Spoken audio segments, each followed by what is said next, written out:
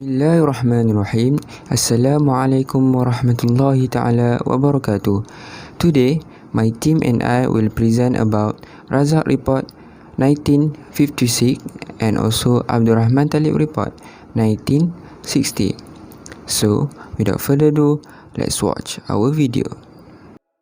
Now we will start at background of Razak Report.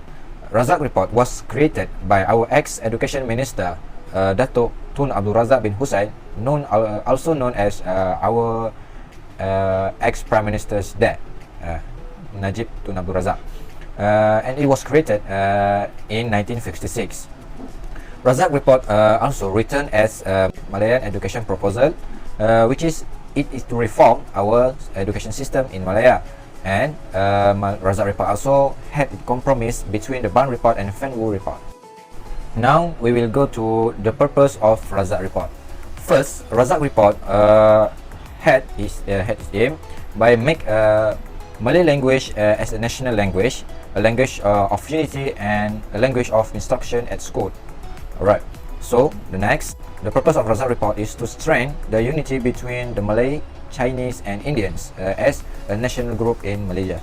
Razak Report also want to develop an education system so that interracial differences can be reduced. It can provide adequate educational facilities to create a disciplined, trained, liberal and progressive society. Razak Report want to create a more efficient and effective education management system. It also will meet the need of independent country and develop an education system. Okay, next we will go to the next slide, which is the proposal of Razak Report. Razak Report have 11 the proposal, which are, first we can see the school system will be amended into the two categories, which are the standard school and the standard type school. Second, these schools are run by the local education authority together with the primary school management board or the secondary school board. Next, Malay and English will be compulsory for all school, like school of standard school or standard type school. Alright. Fifth, a similar syllabus should be enacted for all primary school. The content of textbook should contain the element of life in the Federation of Malaya. And sixth, qualification for teacher to teach in primary at least obtain a certificate of lower secondary school and get full-time training by 2 years followed by 1 full-time training. Okay, for the next, 7, the proposal want to establish one of type of secondary school only where Malay language and English language will be the compulsory language learned by all students, and the student will have their final examination in the same time. And 8, the secondary school education system will be divided into 3 stages. First, lower secondary school for 3 years. Second, senior high school for 2 years. And third, the pre-university school for 2 years.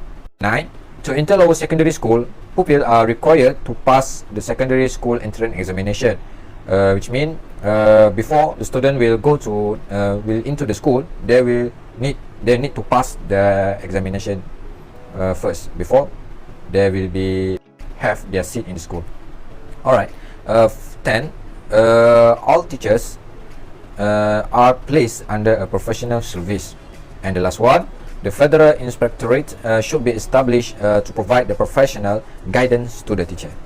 That's all for Bismillahirrahmanirrahim. My name is Muhammad Qayyum. Today I will talk about primary school, secondary school, reaction on Razak Report and also implication of the Razak Report. Going on to primary school. Firstly, Razak Report recommended that Malay language as the national language and also medium of instruction due to national language and mother tongue. Besides, all schools also adopt a common standardized syllabus, which is the students will learn the same subjects and topic, although they are not at the same schools. Primary school also independent for all students and parents to choose the schools that they want to go and had the option to use their mother tongue and other language. Last but not least, it also assists students which consists of standard Malay as medium instruction and standard type, Chinese, Indian and English as medium of instruction at the primary school. Moving on to secondary school. Firstly, all schools adopt a common standardized syllabus. Same goes to primary school, which is students will learn the same subject and topic. Moreover, the secondary schools are catered for whom has satisfactorily complete the primary education. So, all students need to pass their primary school in order to enter the secondary school. Besides, students must pass the secondary school entrance examination before they enter the school that they want and choose. Furthermore, students with good result can enter Form C for 2 years to get the Sijil Tinggi Persekolahan Higher Education Certificate in achieving the ambition to further their studies to university level. Lastly, after 2 years, students also can seek for Sijil Persekutuan Tanah Melayu, which is Federal of Malay Certificate. Going on to reaction on Razak report. There are many reaction on Razak report, especially from Malay, Chinese, Indian, PAS and also MCA. Firstly, reaction from Malay is they were unhappy and suspicious of English language in school because they cannot adapt with others language yet, such as English language. Besides, UMNO Johor opposed because considers it a threat to the Malay language because for them, Malay is a national language and their mother tongue. So, they afraid that other language will threat their language. Furthermore, Chinese also react to this matter, which is the Union of Chinese School Teacher and the Chinese newspapers. Again, Article 12 certify that the final objective is to make Malay as the main instruction of language at school. They assume that their native language will not be upheld, except for Malay language. Besides, Indian also gives some reaction regarding to this Razak report, which is the Union of Tamil School Teachers are opposed to the fact that development of Tamil language will be retarded because they think that their language can be continued and will not be affected by any language. Moreover, the Malaysian Islamic Party, which is PAS, opposed because there is no guarantee Malay language will be used as a national language or official language because they think that there are many fierce rivals between other languages such as English, Chinese, Indian and so on that might be used as a national language. Lastly, the Malayan Chinese Association, which is MCA, urged the government to accept Chinese as the official language of the country and to provide equal services to all Chinese schools so that they can have equal service. Same goes to Malay language. Going on to implication of the Razak report. Firstly, the Ministry of Education was created, which is that they will be held accountable in the education system. Next, education opportunities are expanded to a higher level and diverse streams, which can open up more opportunities and space for students to venture into the field of interest. Moreover, all high school candidates are in the same public exams, so they will sit for the exam with the same schedule that has been set for all schools in Malaysia. Besides, Jemaah Nazir was established, which serve as a regulatory body in the field of education in order to maintaining the quality of education in the country. Furthermore, establishment of some institutes of education, for example, Dewan Bahasa and Pustaka, in order to promote language and literature in Malaysia. In addition, the implication is the establishment of national and national type schools from the time this report is made until now, and it is compulsory to learn Malay and English in all national schools. Last but not least, the implication is putting our national language, which is Malay language, at a higher level place by using it in our daily life and while managing the cultural, social, economic and political development. That's all from me. Thank you. Bismillahirrahmanirrahim. Assalamualaikum warahmatullahi wabarakatuh. I'm Muhammad Safwan bin Muhammad Yunus, and now I will continue the topic Abdul Rahman Talib report 1916. So, why Abdul Rahman Talib report was occurred? As a result of the Ilyas failure in the 1959 election, the government promised to review the Razak report, which could not satisfy the general Malay and Chinese community. So, what happened next? Abdul Rahman Talib report was created in 1960 with the establishment of an education review committee, and this committee was chaired by Abdul Rahman Talib, and generally the function of this committee to resolve the unclear issue in Razak report. What objective of Abdul Rahman Talib report? First, review the implementation of the national education policy contained in Razak report. Second, improve the education system in the Federation of Malaya. Third, preserving the various cultures of the country. Next, to ensure purpose of all race shall enter in school. Lastly, emphasize the teaching of Islamic knowledge and moral among Muslim and non-Muslim students. Assalamualaikum warahmatullah. My name is Khairul. So I'll be presenting about the proposal of Abdul Rahman Talib report. Okay, so most of the proposals that consist in Razak report and Rahman Talib report has been included in the Education Act 1961. So even so, Rahman Talib report also has identified a few weaknesses in the implementation of the national education policy. So in further, some modification and also amendments has been made to the education policy of the Education Ordinance 1957. Okay, so moving on to the first proposal in Rahman Talib report, which is the Malay language as the main language at school.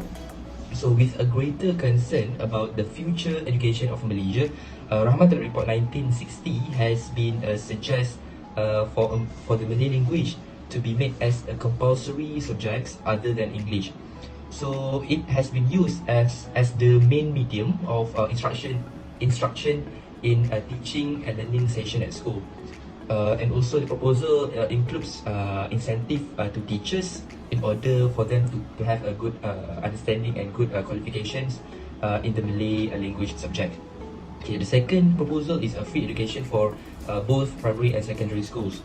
So in this report has been proposed a free education for students for primary and secondary schools, and also automatic promotion until Form 3. And starting 1962, free education for all students has been implemented in order for all the citizens, regardless of economic status, to get a proper education. Okay, moving on to the third proposal, which is automatic promotion until Form 3. So effective in 1964, every student is entitled to education for 9 years from grade 1 to Form 3. Okay, the fourth proposal is emphasize on religious and moral education, and also the government also introduced moral subjects to the non-Muslim students. Fifth proposal focus on 3M, basic education. The 3M stands for membaca, menulis, and mengira, reading, writing, and arithmetic. Okay, so moving on to the next proposal, which is stress on strong spiritual education and elements of discipline in the system of education. Number 7, stress on the Malayan curriculum. Number 8, option. Students has option for secondary schools. They have option either to choose to pursue education in academic or vocational studies. Number 9, opportunity to continue studies from 9 years to 11 years. And the last one is facilitation of education management procedures in order to improve the overall quality of the education system. So there is an implication of Rahman Talib report. Firstly, Malay language are held as the language of instruction in all schools in Malaysia. It was the main impact in education system nowadays. Bahasa Melayu was a nation language used including primary school and secondary school, also in university. Bahasa Melayu also used in examination held. All students who take it must pass before qualified in secondary school. With this change, we strengthened the position of the Bahasa Melayu, but Chinese language and Tamil still practical in the school in Malaysia. Secondly is free education for all students has been implemented. So all people can get education regardless economy, status, race and religion. The third is a pluralistic society such as Malay, Chinese and Indian be integrated. All race in Malaysia because all students use the one system education and one language, which is Malay, which is Bahasa Melayu to communication in school. Next is the number of students studying in English national type primary school are increasing, while the number of students in Chinese national type primary school is decreased because the government provide fund in order to pursue this school to convert into the government school. Lastly is the moral and akhlak education is emphasized. Akhlak education given to Muslim student and moral education give to non-Muslim student. So this is similarities of Razak report and Rahman Talib report. Firstly, to achieving the goal of national integration. Both of these reports are cultivate unity between all races in Malaysia and also focusing national integration and together achieve the goal. Secondly, Bahasa Melayu as a national language and as the medium of instruction in entire education system. This national language has been ensured in this Razak report and Rahmat Talib report. Lastly, all schools use the national curriculum to standardize and stabilize in education system to create an efficient education, because education system important to produce knowledgeable, multi-skilled, responsible student and human capital. Differences between Razak report and Rahmat Talib report. Firstly, religious and moral education is emphasized. This religious and moral education has been one subject in the school. Secondly, establish teacher training center in Razak report, while in Rahmat Talib report, establish school extend education. Thirdly, public exam only in official language, which is Bahasa Melayu and English. Lastly, Bahasa Melayu is a compulsory subject to pass. Bahasa Melayu and English compulsory subject to take it in the Razak report, but in Rahmat Talib report, it was a compulsory subject to pass. Assalamualaikum warahmatullahi wabarakatuh. I am Nur Sibar bin Muhammad Azmi. I will present about the Chinese Independent School, history and characteristics. The history of independent schools were being founded by the Chinese people in Malaya as early as the 19th century. After Malaya's independence in 1957, the government instructed all schools to surrender their properties and assimilated into the national system school. Under the system, the government is only charge of the school curriculum and teaching personnel, while the land still belong to the school. Meanwhile, Chinese primary schools were allowed to retain the Mandarin as the medium of instruction, and Chinese secondary schools are required to change into English medium schools. This plan was viewed as an unacceptable compromise amongst some Chinese. Minority of the Chinese school refused the proposal and became private school or Chinese independent school that known as today. The characteristics of Chinese independent school. First, students usually spend 6 years. The 6 years are divided into 2 stages, 3 years in junior middle and 3 years in senior middle. At the end of each stage, students sit for the Unified Examination Certificate. Second, an academic year consists of 2 semesters. The overall academic performance of students in one academic year determines their promotion to the next study year. And the third, the curriculum used is developed and coordinated by the Curriculum Department of United Chinese School Committee Association of Malaysia with reference to the Malaysia's National Secondary Education Curriculum. And the fourth, use Mandarin as the medium of instruction. Majority of Chinese independent school use Mandarin language as the medium of instruction. All the textbooks and Exam paper are set in Mandarin. That's all from me. Thank you. Assalamualaikum warahmatullahi wabarakatuh.